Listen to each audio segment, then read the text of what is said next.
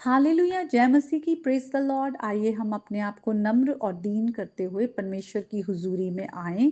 परमेश्वर के भले कामों के लिए उनको धन्यवाद दें, उनकी स्तुति करें। सचमुच उन्होंने हमें पाप से छुड़ाने के लिए अपने पुत्र को हमारे लिए कुर्बान कर दिया है। हम परमेश्वर की प्रेम की गहराई को जानें, उनके करीब आएं। वचन के द्वारा परमेश्वर हमें अपने आप पर प्रकट करते हैं और परमेश्वर का आत्मा वचन को समझने में हमारी मदद करता है। हम परमेश्वर के ज्ञान में बढ़ते हैं, उनके प्रेम को पहचान पाते हैं, अपनी कमजोरियों को देख पाते हैं। तो आइए हम वचन में आएंगे और इन दिनों हम प्रभु यीशु मसीह के 7 वचन जो उन्होंने क्रूस पर कहे, उन पर हम मनन कर रहे हैं। पहला वचन, जब यीशु मसीह ने कहा कि पिता इन्हें माफ कर, ये नहीं जानते कि ये क्या कर रहे हैं। दूसरा वचन, यीशु मसीह ने क्रूस पर उस कैदी को कहा कि तू आज ही मेरे साथ परादीस में होगा। तीसरा वचन, यीशु मसीह ने क्रूस पर से अपनी माता को देखा और अपने चेले को, जिसको वो प्यार करते थे बहुत, और कहा ये तेरी माता और ये तेरा बेटा। चौथा वचन, यीशु मसीह ने क्रूस पर अपने पिता को पुकार कर कहा, हे परमेश्वर, हे परमेश्वर, तूने मुझे क्यों त्याग दिया है। पांचवा वचन, यीशु मसीह ने क्रूस पर से कहा कि मैं प्यासा हूं। छठा वचन, यीशु मसीह ने क्रूस पर कहा कि सब पूरा हुआ। और आज हम 7वां वचन देखेंगे और इसके लिए हम लूका की अंजील में आएंगे, उसके 23rd चैप्टर 44 to 46 वर्सेस तक पढ़ेंगे। और वहां पर लिखा है, और लगभग दोपहर से तीसरे पहर तक सारे देश में अंधियारा छाया रहा। 12 से 3 जो आफ्टरनून का टाइम था, एकदम अंधियारा था। परमेश्वर के दुख को प्रकट करता है। और यीशु मसीह की मृत्यु, जो यीशु मसीह जिन्होंने कोई गुनाह ना किया था, पर हमारे सारे पाप का बोझ उन्होंने अपने ऊपर ले लिया। तो ये बहुत ही परमेश्वर ने अपने बेटे को हमारे लिए कुर्बान कर दिया। तो ये बहुत बड़ा परमेश्वर के प्रेम को दिखाता है और पीड़ा को भी दिखाता है कि अपने बेटे को पर उन्होंने ये दर्द दिया। और फिर हम देखते हैं, सूर्य का उजाला जाता रहा और मंदिर का पर्दा बीच में फट गया। तो अगर हम देखें कि मंदिर जब होते थे वो कैसे होते थे, तो वहां पर एक पवित्र स्थान होता था जहां पर जो याजक लोग आकर अपनी रोज की जो ड्यूटीज हैं उनको किया करते थे। लेकिन एक सेकंड कर्टन के पीछे जो एक सेकंड प्लेस था, जो कि अति पवित्र स्थान था, और वहां पर जो महायाजक होते थे वो साल में एक ही बार आते थे।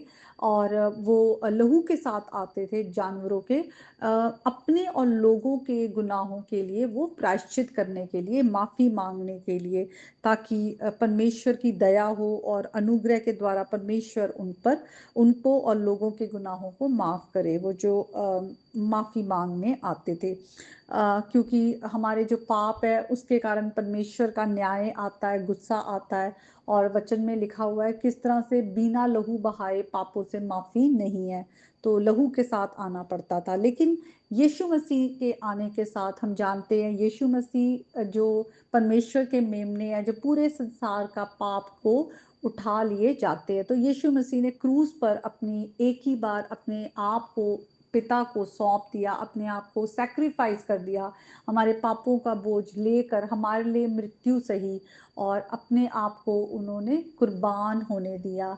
और हम देखते हैं कि जब मंदिर का पर्दा फटा, तो वो एक एक तरह से प्रभु यीशु मसीह की मृत्यु के साथ जब परमेश्वर का गुस्सा शांत हुआ, तो हमारे लिए द्वार खुल गया कि हम पिता के अनुग्रह के सिंहासन पर अब प्रभु यीशु मसीह के बहाए गए लहू के द्वारा हम पहुंच सकते हैं। और उसके बाद लिखा है, यीशु ने बड़े शब्द से पुकार कर कहा, हे पिता, मैं अपनी आत्मा तेरे हाथ में सौंपता हूँ।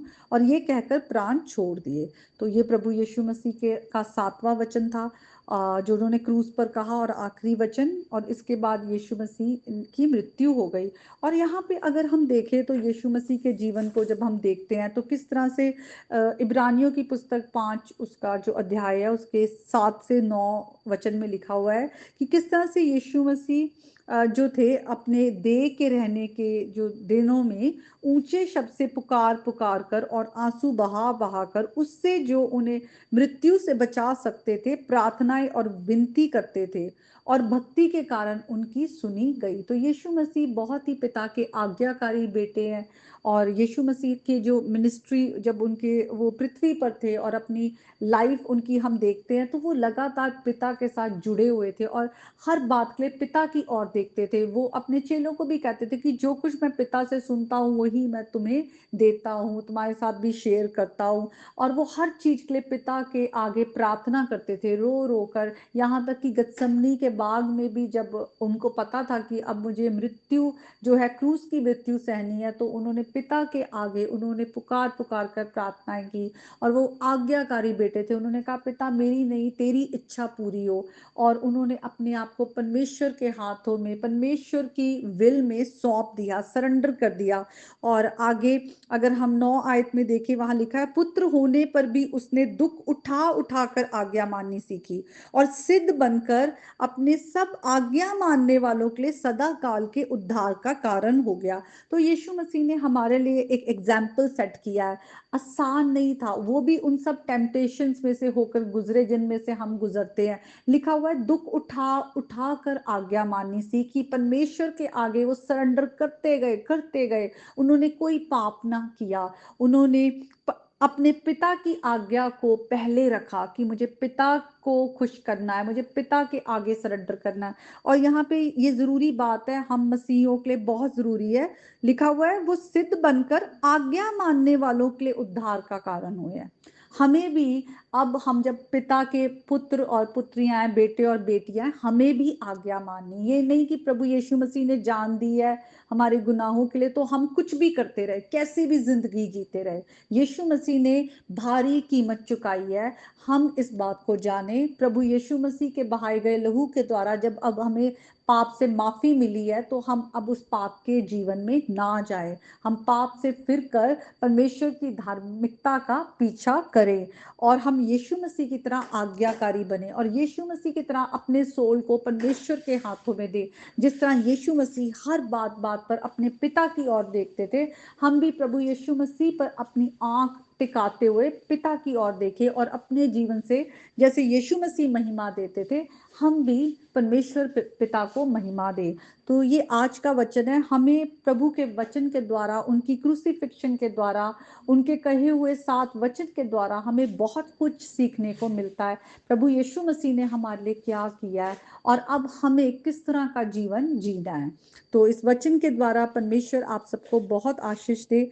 आइए हम एक गीत को गाएंगे जो क्रूस पे कुर्बान है।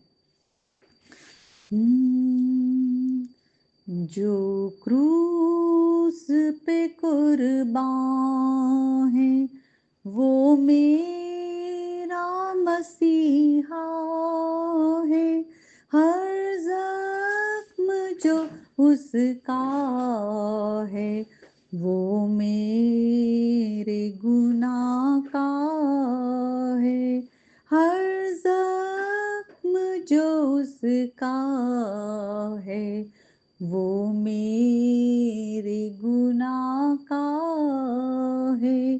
जो क्रूस पे कुर्बान है वो मेरा मसीहा है, हर जख्म जो उसका है वो मेरे गुनाह का है।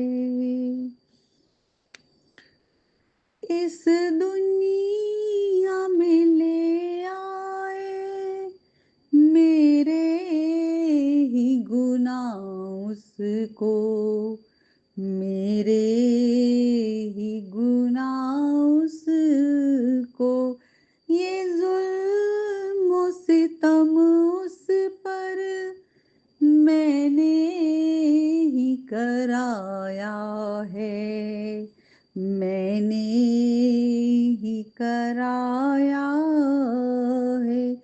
जो क्रूस पे कुर्बान है वो मेरा मसीहा है, हर जख्म जो उसका है वो मेरे गुनाह का है, वो मेरे गुनाह का है।